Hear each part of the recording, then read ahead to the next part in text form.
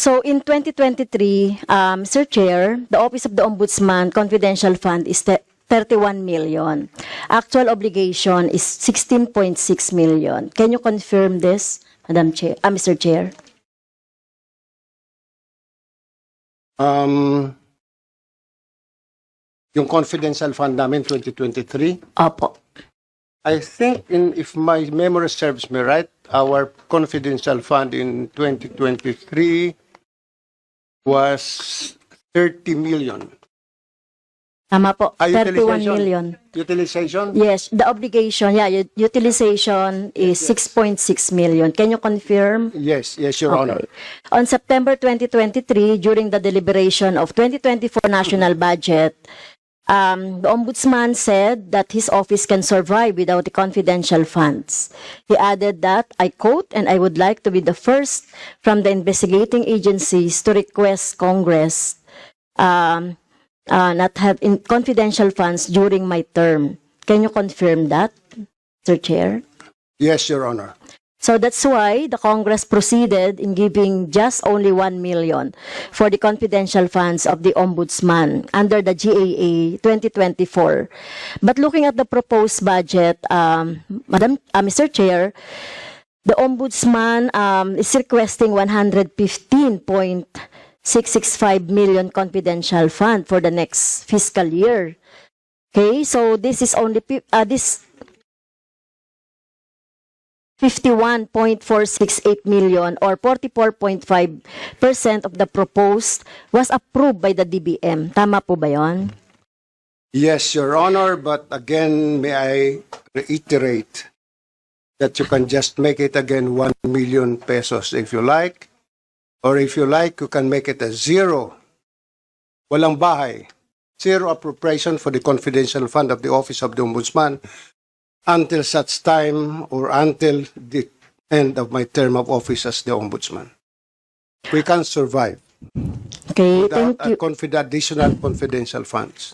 Thank you, Mr. Chair. So, may I know po yung rationale bakit biglang lobo yung proposal po ng Ombudsman? Parang your proposal is almost 4 times bigger than the 2023 level po. The 2023, which utilization, you meant to say, the request, this came from the DBM. I'll be honest with you, Your Honor, Yes, that with this budget that was given to us by DBM, I did not look anymore into how much was the confidential fund that was given to us.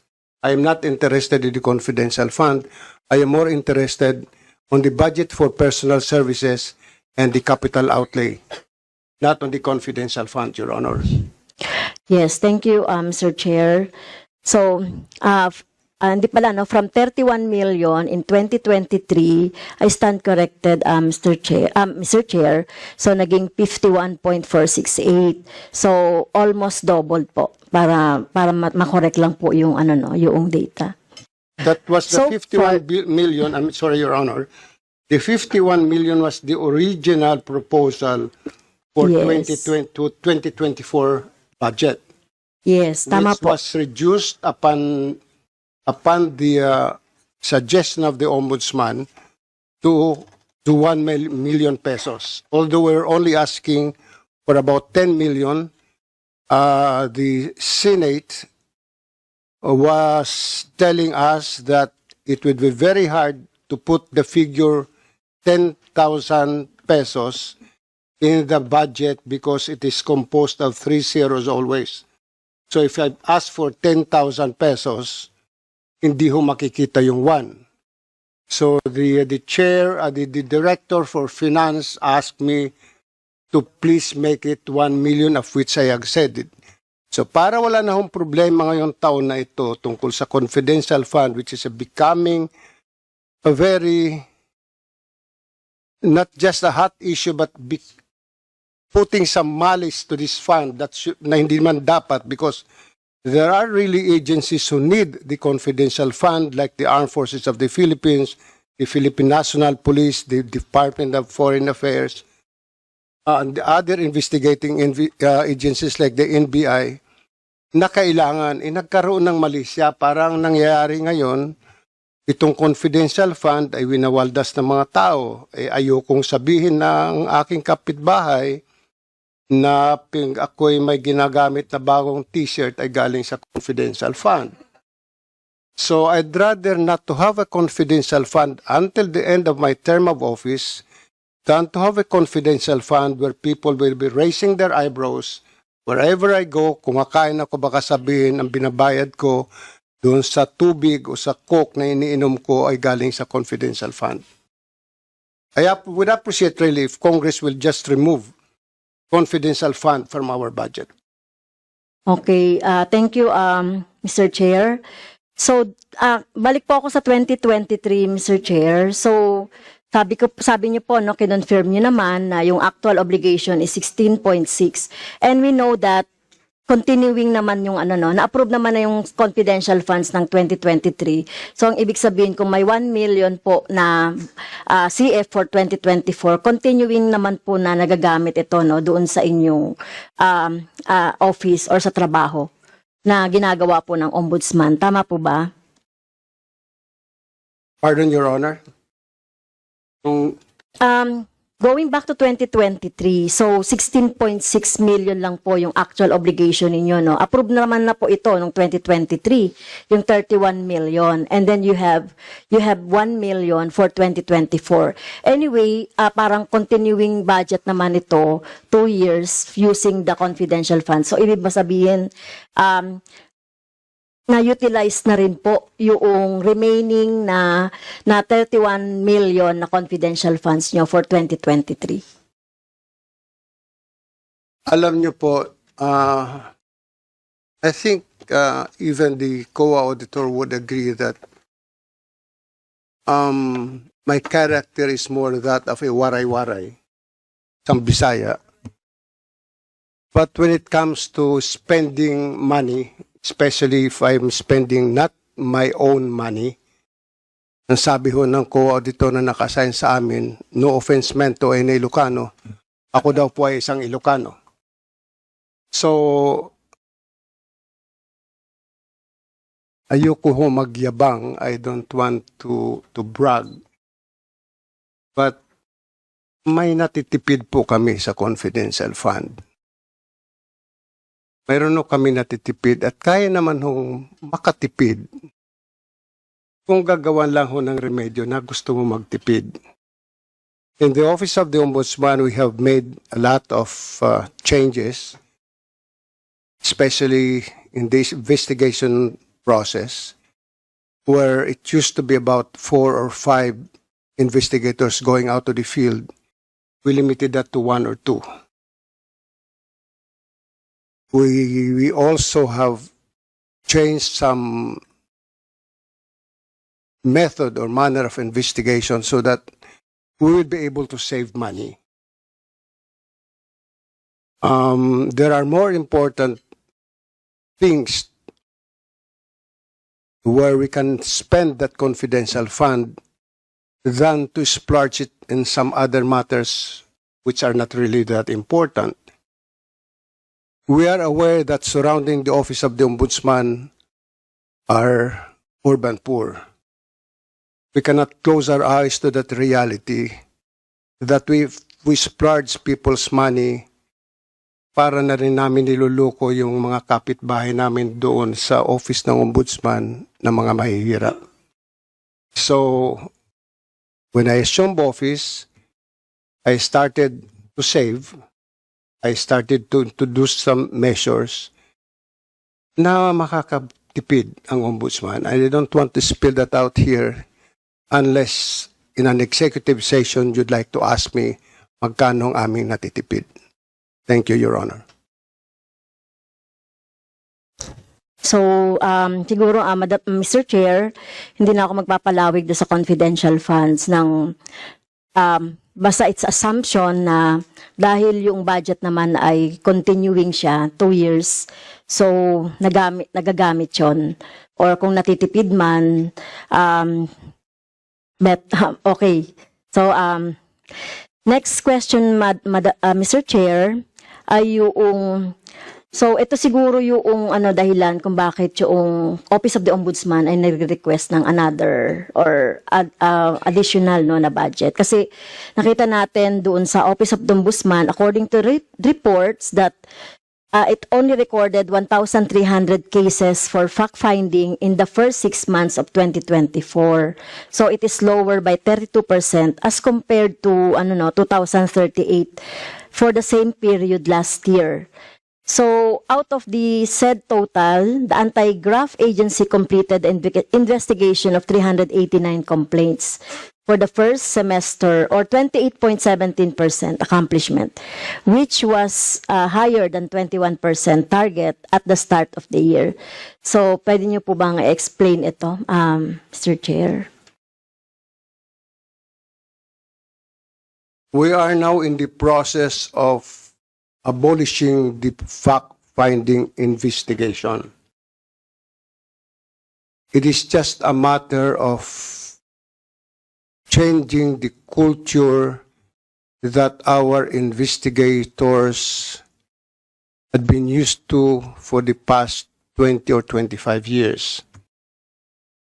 So, to speed up the investigation of cases, of complaints, we are trying to merge now the fact-finding office and the preliminary investigation office, so that when a complaint is filed, immediately it will be assigned to a lawyer who will conduct a case evaluation, and the lawyer will now determine whether to proceed with the preliminary investigation or to recommend for the dismissal of the case or to recommend for a case build-up. During case build-up, the case will either be archived or provisionally dismissed.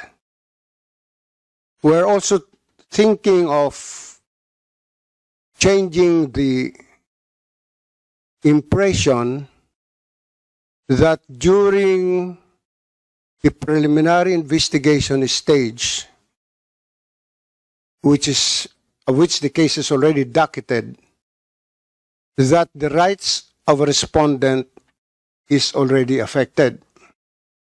You must have noticed that in the decisions of the court with respect to inordinate delay, it includes the preliminary investigation of cases,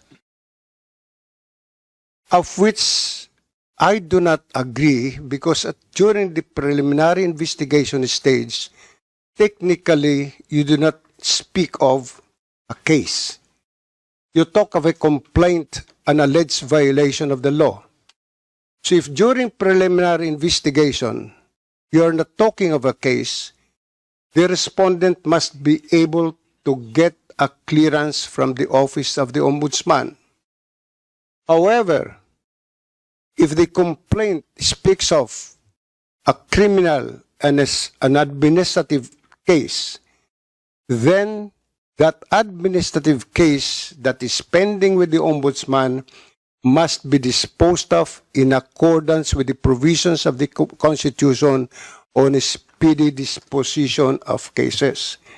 Because this time, the Ombudsman is no longer exercising an executive function, but a quasi-judicial function in the investigation of the administrative aspect of the case. Kasi ang daming dismiss na mga criminal cases, a lot of them dismissed by the court on the ground of inordinate delay. The problem is, and I think this is unfair insofar as the people is concerned, because the case has not yet prescribed. Yet we dismiss it on the ground of inordinate delay during the investigation. If we count that investigation period in the finding of a criminal case, no case will ever prosper in court. Why? An anti-graft case should not be likened to an ordinary criminal case under the revised penal code. If we talk of complaints, violations of the Anti-Graft and Corrupt Practices Act, we talk of voluminous documents. we do not refer to testimonial evidence. It's more of voluminous documents that we examine, scrutinize. Take the case of Farmally. For every disbursement voucher or for every disbursement request, purchase request, there are 3, 4, or 5 disbursement vouchers. For every disbursement of the 5 different disbursement vouchers, there are also 5 different signatories sometimes. So each of these disbursement vouchers must be examined by the investigators. It is not a joke to examine about 2,000 pages of documents. Formally was referred to us by the Senate. But what was given to us was not a hard copy of documents, but a PDF that we have to reprint. And I think we had about 100 reams of bond paper that we used in printing all these documents. On top of that, we have to verify and validate that these documents are really existing by going to the different agencies and have these documents certified through copies. So if we will be dismissed on the ground of inordinate delay, that is not only unfair to the Office of the Ombudsman, that's unfair to the people who are relying that or expecting that a case will be filed against the erring government officials on that flimsy reason of inordinate delay. And the decisions are different now. Sometimes a case is dismissed on the ground of inordinate delay that's been delayed in the Office of the Ombudsman for only 1 year, 2 years. In fact, there is a case that was been dismissed. How can we file the case? It was during the pandemic. How can we finish the case, the investigation of the case that was during the pandemic? And even the Sandigan Bayan, the gates were closed, so how can we file a case if you cannot even enter? You'll be barred from entering the building to file a complaint or an information. Kasi lahat takot sa COVID eh. And just hope that the court will try to look into these things. That our cases that are being investigated is not a simple murder case where you need only to identify the death certificate, the medico-legal examination, the result of the medico-legal examination, and you rely more on testimonial evidence. Not in cases that are in violation of the Anti-Graft and Corrupt Practices Act. The PDAF cases, for example, volumes of documents. So it's not a joke, and just hope and that Congress will pass a law defining what really is an inordinate delay.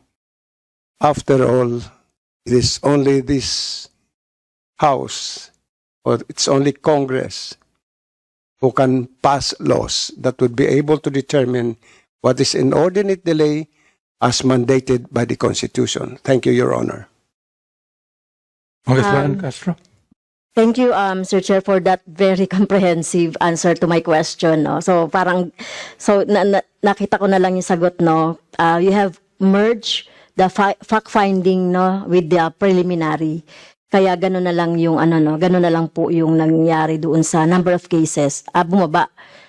So, yun na lang po. Mr. Chair, yun na lang po yung mga tanong ko. Thank you po. Thank you, Congresswoman. Your Honor, I'm sorry. Yes, go ahead. Kasi nagsisimula na kami na pag nag-file ng case, diretso na preliminary investigation. And then they also saying that kukunti ang cases na fina-file namin sa court. They're only looking into the cases that were filed with the Sandigan Bayan. The problem is, most of the cases now that are being resolved by the Office of the Ombudsman are already within the jurisdiction of the lower courts, no longer with the jurisdiction of the Sandigan Bayan. So mas marami yung kaming na-file sa lower court kaysa na-file sa Sandigan Bayan. Thank you very much.